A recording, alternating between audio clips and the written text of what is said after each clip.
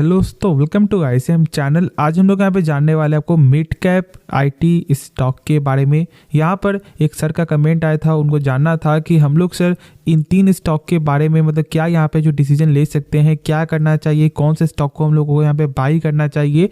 लेकिन जहाँ तक ऐसा मुझे लगता है कि यहाँ पे ये जो तीनों जो शेयर है वो यहाँ पे बेस्ट जो शेयर है। लेकिन समझना पहले आपको कि देखो मिड कैप में आप पैसा यहाँ पे लगा रहे हो, देखो ये जो सबके लिए है। मिड कैप में यदि आप पैसा लगा रहे हो तो आपको यहाँ पर ये चीज़ समझना है कि देखो यहाँ पर अप्स एंड डाउन होते हुए दिखाई देगा, ठीक है। तो ये यदि आप यहाँ पे अप्स एंड डाउन को जो है सह सकते हो तो मिड कैप में इन्वेस्ट करो। यदि आप यहाँ पे और पेशेंसफुली जो है स्टॉक को इन्वेस्ट कर सकते हो, बहुत सारे जो सेक्टर में इन्वेस्ट कर सकते हो, तो फिर आपको स्मॉल कैप में भी जा सकते हैं। देखो पेनी जो स्टॉक होता है और जो स्मॉल कैप होता है उससे बहुत ज़्यादा यहाँ पे अंतर होता है, लोग उसे सही से समझ नहीं पाते हैं। मैं बस यहाँ पे शॉर्ट में यही बोलना चाहूँगा, देखो पेनी स्टॉक वो स्टॉक होता है जिसका पहले प्राइस कुछ और था और आज वो यहाँ पे कौड़ी के भाव में मिल रहा है, ठीक है, उसे हम लोग यहाँ पे पेनी स्टॉक बोलते हैं। स्मॉल कैप ऐसा नहीं होता, ठीक है, वो यहाँ पे मार्केट कैप के हिसाब से वो यहाँ पे उसका प्राइस उसका मार्केट कैप के हिसाब से वो यहाँ पे स्मॉल कैप कैटेगरी में आता है। तो ऐसा मत समझना कि भाई स्मॉल कैप है तो मतलब पेनी स्टॉक उसे हम लोग बोलेंगे, ऐसा बिल्कुल भी नहीं है। बहुत सारे म्यूचुअल फंड भी जो है स्मॉल कैप में पैसा लगाते हैं और वहाँ पर रिटर्न भी अच्छा मिलता है। बस हाँ, जो मैंने बताया कि मिड कैप में अप्स एंड डाउन होता है, तो बस यहाँ पर ये समझ लो कि जो मिड कैप में यहाँ पे 50% आपको अप डाउन हो रहा है, तो यहाँ पे 70-80% तक यहाँ पे अप डाउन होते हुए दिखाई देगा स्मॉल कैप में।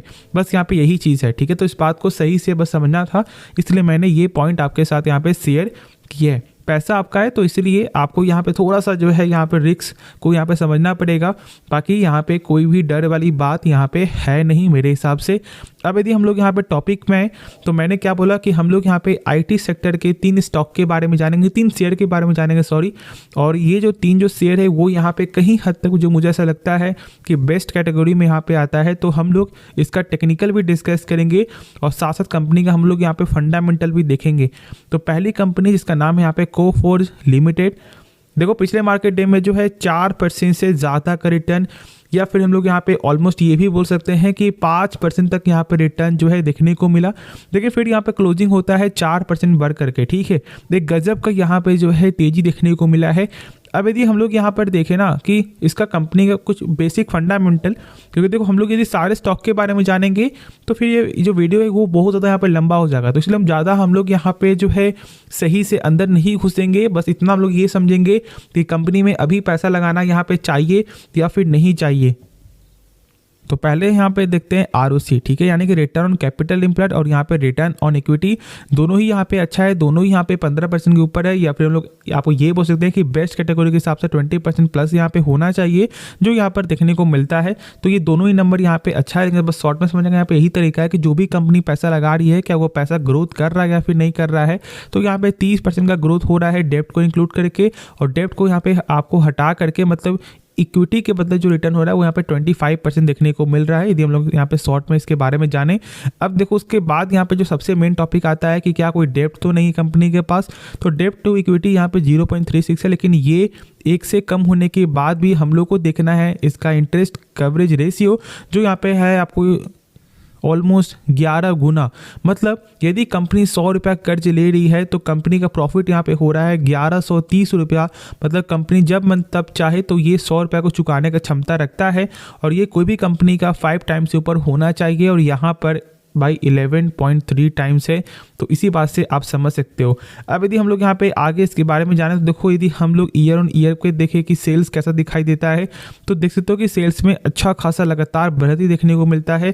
साथ साथ देखो कि कंपनी का प्रॉफिट, तो प्रॉफिट भी यहाँ पे सेम प्रकार से यहाँ पे गेन होते हुए दिखाई दिया है, इसमें कोई भी शक मत रखना। अब यदि हम लोग यहाँ पे देखें बैलेंस शीट, तो कंपनी के जो रिजर्व है वो भी यहाँ पे बढ़ते हुए दिखाई दे रहा है।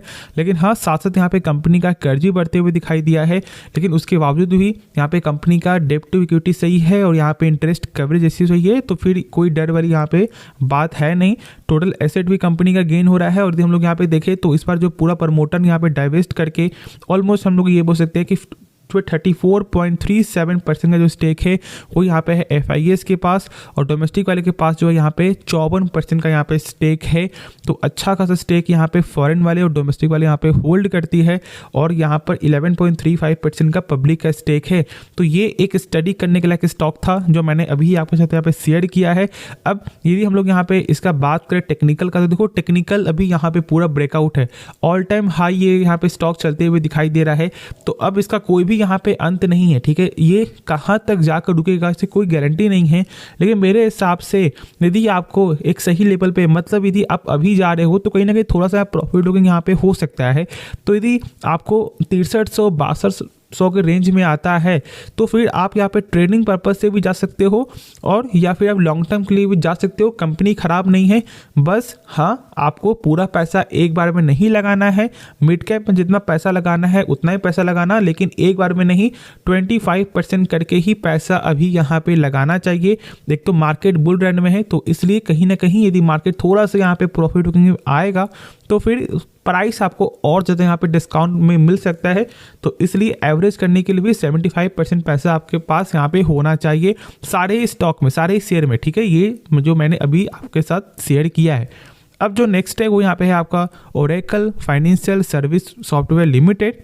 अब यदि हम लोग यहाँ पे इसके बारे में डिस्कस करें तो यहाँ पर भी आपको 4% से ज़्यादा का गेन दिखाई दिया पिछले मार्केट डे में। और देखो मार्केट कैप यहाँ पे 37,000 करोड़ का मार्केट कैप।